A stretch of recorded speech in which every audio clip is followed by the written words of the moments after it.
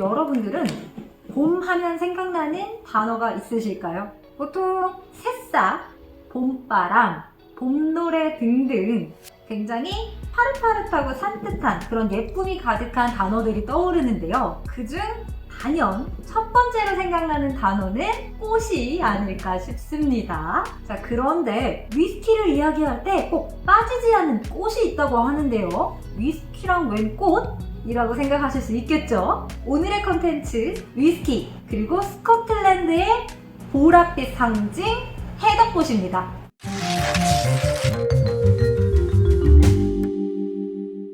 안녕하세요. 위스키 치는 여자입니다. 왕랭이 꽃 좋아하나요? 꽃 좋죠. 꽃 좋죠. 싫어하는 사람 있을까? 자, 그럼 올해 생일 선물 위스키 vs 꽃 꽃이 너무 예쁘니까 위스키.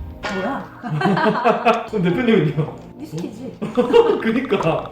자, 아마 막냉이도 위스키 공부를 계속 하고 있다면 해덕꽃이라는 꽃 들어봤을 거예요. 그쵸? 들어봤죠. 네. 혹시 어떤 이미지로 생각이 나나요? 제가 막 실제로 본 적은 없으니까 그냥 보랏빛 나는 꽃 위스키 만드는 과정에서도 이용되는 거 정도? 네. 네, 맞습니다. 스코틀랜드에서는요, 이 해덕꽃이 국화잖아 라고 인지하고 있을 정도로 중요한 꽃으로 인지되고 있는데요. 자, 스코틀랜드 국가에서도요, 우리의 가장 유명한 자산은 해덕꽃이다 라고 이야기할 정도라고 하는데, 이 해덕꽃이 도대체 스코틀랜드에서 어떤 상징이 있는 꽃이길래, 그리고 어떻게 위스키를 만든다는 거지까지 알아보도록 하겠습니다. 해덕꽃은 아시아의 엉겅퀴과에 속하는 꽃입니다. 헤더라는 단어보다 히스라는 단어가 더 익숙하신 분들도 계실 수 있는데요. 히스라는 단어는 해덕꽃들이 넓게 분포되어 있는 꽃밭을 일컫는 말입니다. 폭풍의 언덕 등 영국의 굉장히 유명한 문학에서도 상징적인 의미로 다양하게 등장하고 있는 꽃인데요. 이 해덕꽃은 빗자루를 만드는 데도 사용이 됐어서 정화의 의미를 갖고 있기도 해요. 자, 그런데 일반적으로는 행운의 의미를 가지고 있다고 하는데, 행운의 의미를 가지고 있는 식물 기억나는 거 있나요? 네이클로바. 오, 진짜 갑자기 떠올랐어. 네이클로버가 바로 응. 행운의 의미를 가지고 있잖아요. 왜 네이클로버가 행운의 의미일까요? 찾기 어려워서 아니에요? 맞아요. 새 잎이나 두 잎은 되게 많잖아요. 어릴 때 좀 많이 찾아다녔는데, 왜냐면 제가 어릴 때 딱 그게 유행했었거든요. 나랑 동시대네. 넘어가시죠. 자, 해덕꽃들 중에서도요, 이렇게 보랏빛, 분홍빛 나는 해덕꽃들도 있지만 굉장히 희소성이 강하게 흰색 해덕꽃들도 있다고 해요. 그래서 그런 의미로 해덕꽃이 행운의 의미를 갖게 됐다는 썰이 있다고 합니다. 이 해덕꽃은 스코틀랜드에서만 자라는 꽃일까요?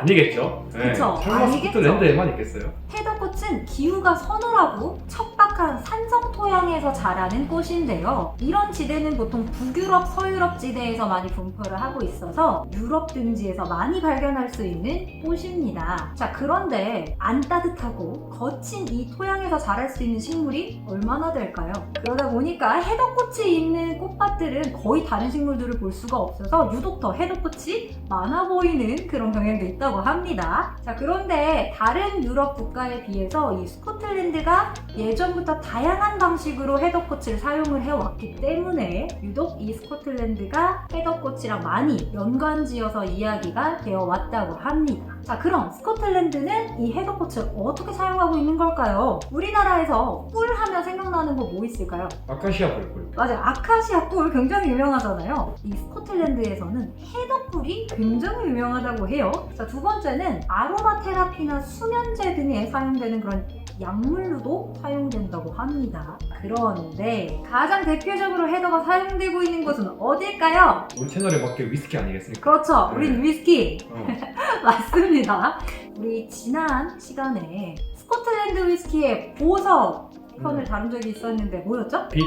맞습니다. 피트였는데요. 이 피트는요, 아일라 섬 쪽에 분포해 있는 굉장히 바다의 영향을 많이 받아서 생성되는 피트가 있고요. 하일랜드 내륙 지역에서 많이 생산되고 있는 이 해덕꽃 등의 식물이 썩어가지고 만들어지는 2탄이 있습니다. 아무래도 바다의 영향을 많이 받는 피트 같은 경우는 훨씬 더 바닷내음이라든지 이런 거친 짠내 이런 것들이 많이 분포되는 피트가 만들어지고요. 해덕꽃 등의 식물이 썩어서 만들어지는 피트는 조금 더 부드러운 그런 피트 향을 만들어낸다고 하는데 어떤 피트를 사용했느냐도 위스키를 만들 때 굉장히 중요한 포인트가 될 수 있습니다. 그런 의미에서 이 헤더코츠를 마케팅적으로도 잘 활용하고 있는 위스키들이 있습니다. 이게 작년에 나왔었던 거였는데 작년? 재작년?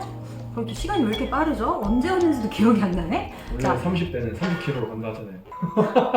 위스키 발베니에서 나왔었던 19년 버네드우드라는 제품이에요. 여기 보면은 보라색 잘 이 보여드릴게요. 해더가 그려져 있거든요. 이거 같은 경우는 뭐 해더꽃의 향이나 막 이런 캐릭터를 강조해서 만든 위스키는 전혀 아니고요. 발베니 증류소 앞에 보면은 굉장히 넓게 해더꽃밭이 펼쳐 있다고 하는데 이거를 만들 당시에 이 해더꽃의 그 보랏빛을 보면서 영감을 받아 만든 위스키였다고 합니다. 굉장히 많은 헤더코츠의 스토리텔링이 들어가 있는 제품이기도 하죠. 자, 이렇게 리미티드 에디션으로 나오는 버전들도 있지만 그냥 우리 오피셜하게 나오는 바틀 중에서도 헤더코츠의 영향을 많이 받았다 하는 위스키들이 있어요. 가장 대표적인 게 바로 하이랜드 파크입니다. 이 하이랜드 파크 같은 경우는 증류소 자체가 스코틀랜드 북부에 있는 섬에 위치해 있는데 북쪽에 있는 오크니 제도라는 곳에는 이 헤더꽃이 굉장히 많이 피어 있다고 해요. 특히 이 제도에는 나무가 거의 없어서 식물이 썩어서 만들어지는 피트층에 거의 다른 식물보다 유독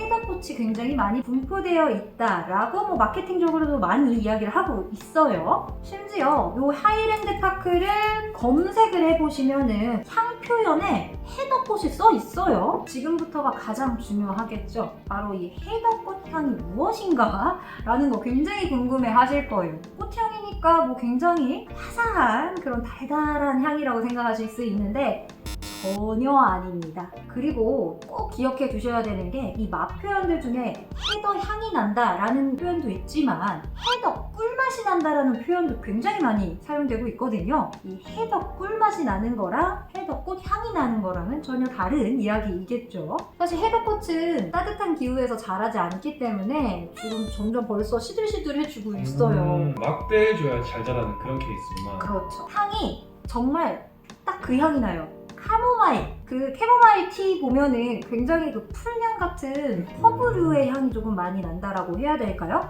요 전혀 화사하고 달달한 향이 아니라 굉장히 카모마일 티 같은 그런 향이 납니다. 한번 맡아볼래요? 어떤 향인 것 같아요? 근데 저 캐모마일 무슨 느낌인지 알 것 같아요. 근데 좀 말씀하신 것처럼 우리가 생각하는 그런 꽃은 아니고 그죠? 흙과 풀의 느낌도 많이 나고 네, 좀 거친 느낌이 나긴 하네 진짜. 맞아요. 헤더향을 표현할 때 방금 막내이가 표현했던 것처럼 흙 향이 난다라고도 굉장히 많이 표현을 하거든요. 자, 그럼 지금부터 우리 하이랜드 파크에서도 헤더 향 느껴진다고 하니까 요거 한번 마셔보고 좀 같은 향이 있는지를 찾아보도록 할게요. 도레미. 도레미. 도레미 되게 오랜만에 하는 것 같아. 다른데 그냥? 아니 근데 약간 사기치는 것 같은데. 아 진짜 찾으려면 있어 진짜로. 그렇게 쉽게 찾을 수 있는 향은 아닌 것 같아요. 확실히 하이랜드 파크 처음에 되게 단향이 먼저 저는 개인적으로 올라오고 뒷향에서 올라오는 게 그런 약간 흙향, 풀향? 이런 것들이 좀 올라오는 것 같기는 해요. 근데 절대 그냥 맡았을 때는 모를 것 같고 맡고 바로 맡으면 그쵸. 찾을 수 있을 것 같아요. 그리고 이 헤더꽃 향을 전혀 맡아본 적이 없는 사람 왜 헤더꽃 향이 난다고 하고 맡으면 헤더꽃이 뭔지도 향이 뭔지도 모를 것 같은?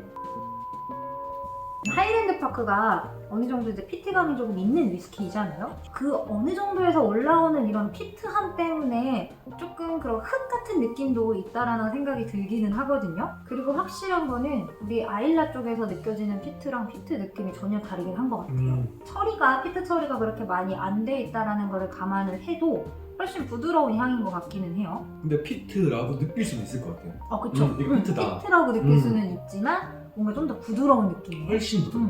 헤더꽃 향을 찾기보다는 흙, 풀 이런 느낌이 조금 담겨져 있는 위스키이다 라고는 설명을 할 수 있을 것 같아요. 하지만 이게 분명하게 헤더꽃 향이다 라고 그치. 하기에는 애매하다. 아무래도 좀 한국 사람들한테는 그렇게 익숙하진 않은 꽃이다 보니까 좀 힘든 부분이 있는 것 같기는 해요. 동네 뒷산 냄새.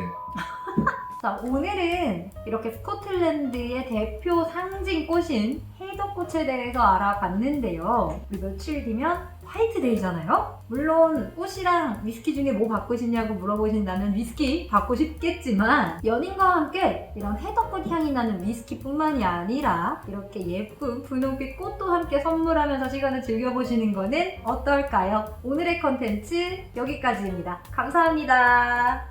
100% 오늘 댓글에 연인이 있냐를 먼저 물어보는 게 예의 아닌가요, 사장님? 이 댓글 있다에 아 그래? 저 걸 수 있어요, 뭐를. 있잖아 왕냉이. 저는 구독자 여러분들입니다.